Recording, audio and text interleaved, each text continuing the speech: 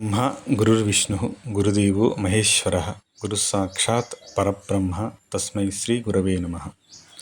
గురువే విష్ణువు, గురువే బ్రహ్మ, గురువే ఈశ్వరుడు, గురువే సాక్షాత్ పరబ్రహ్మ అని మనకి వాంగ్మయం అంతా చెప్తుంది.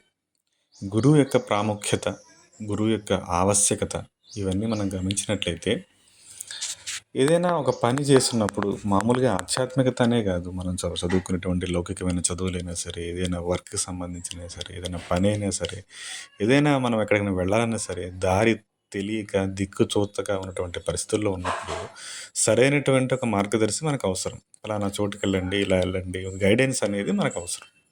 అప్పుడు మనం వెళ్ళేటువంటి మార్గాలు ఏవైతే ఉన్నాయో ఈ హడ్డిల్స్ని ఓవర్కమ్ చేయటం, సో ఆ వచ్చే ఇబ్బందులను మనం తొలగించుకోవడం అనేది మనకి ఈజీ అవుతుంది. ఫర్ ఎగ్జాంపుల్ ఏదైనా మనం ఒక ప్లేస్కి వెళ్ళదలుచుకున్నాము, చాలా ఈజియెస్ట్ రూట్ ఉంది, బట్ మనం కష్టంగా వెళ్ళినటువంటి చాలా లాంగ్ రూట్లో వెళ్తున్నాం. లేదు నాయన ఇలా వెళ్తే బాగుంటుంది, తక్కువ షార్ట్కట్లో నువ్వు వెళ్ళిపోతావు, సేఫ్గా పోతావు అని చెప్పేసి ఒక పర్సన్ చెప్తే మనకి టైము మిగులుతుంది, ఎనర్జీ మిగులుతుంది.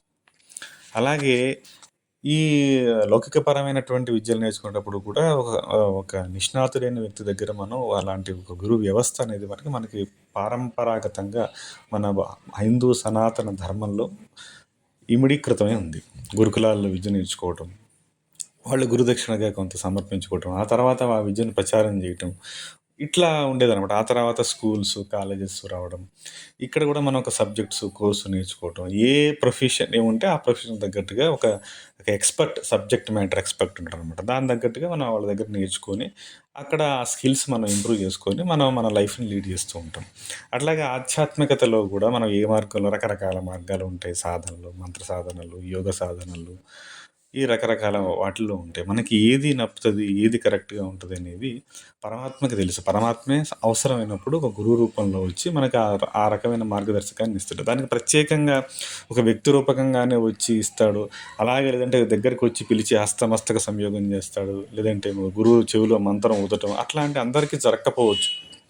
జరిగినా జరగకపోయినా ఒక ఇన్నర్ గైడెన్స్ అనేది సహజంగానే మనలో ఏర్పడేటువంటిదిగా, మనకు ఎప్పుడైతే దైవం పట్ల, ఎప్పుడైతే మన వృత్తి పట్ల, ఎప్పుడైతే మన ధర్మంగా ఎప్పుడైతే మనం ఉంటామో, ప్యూరిటీ పెరిగే కొద్దీ మనకి రావాల్సినటువంటి గైడెన్స్ అనేది గురువుల ద్వారా, మనకి పరమపురుషుల ద్వారా, యోగుల ద్వారా మనకి లభిస్తుంది. భౌతికంగా వచ్చేటువంటి విద్య మనకు దొరుకుతుంది, దాంతోపాటు ఆధ్యాత్మికంగా మనం కూడా ఎలా ఎదగాలనేది వస్తుంది అనమాట. ఇక్కడ మనకి గురుతత్వాన్ని బోధించేటువంటి ఒక శ్లోకం ఉంది. అఖండ మండలాకారం వ్యాప్తం ఏన చరాచరం తత్పదం దర్శితం ఏన తస్మై శ్రీ గురువే నమః. గురువు యొక్క తత్వాన్ని వర్ణిస్తూ ఉన్నటువంటి శ్లోకాల్లో ఇది ప్రథమంగా చెప్పబడింది. అఖండ మండలాకారం మొత్తం కూడా ఈ గురువు యొక్క రూపాన్ని మొత్తం విశ్వవ్యాప్తమైనటువంటి చైతన్య శక్తి గురువు. వ్యాప్తం ఏన చరాచరం, తిరిగే వాటిల్లో తిరిగిన వాటిల్లో కూడా అన్నిట్లో కూడా అదే ఉన్నది. తత్పదం దర్శితం, ఏదైతే ఆ పరమపదాన్ని దర్శింపచేస్తున్నాడో అతను గురువుగా అలానే గ్రహించవచ్చు. దాన్ని మనం చేరుకునేటువంటి ఆ తత్వం మన వైపుకి వస్తుంది. తత్పదం దర్శితం దేవ తస్మై శ్రీ గురవే నమః. ఆ తత్పదం ఏదైతే ఆ పరమ చైతన్యానికి మనకు దగ్గరగా చేస్తాడో, అది చూసేలా, మనకు అనుభవపూర్వకంగా మనం అయ్యేలా మనకు సహాయకారిగా ఉంటాడు, అలాంటి గురువుకి నమస్కారం అని చెప్తున్నాను. అంటే విశ్వవ్యాప్తంగా ఉన్నటువంటి దివ్య చైతన్యం, విశ్వవ్యాప్తంగా ఉన్నటువంటి పరమాత్మ అంతటా ఉన్నాడు. అంతటా ఉన్న పరమాత్మనికి మనకు స్పృహలో వచ్చేలా, మనకు తెలిసేలా, మనకు అనుభవపూర్తిగా అయ్యేలా అయ్యేటువంటి గైడెన్స్ పరమాత్మ ఇస్తాడు, గురువు రూపంలో ఇస్తాడు.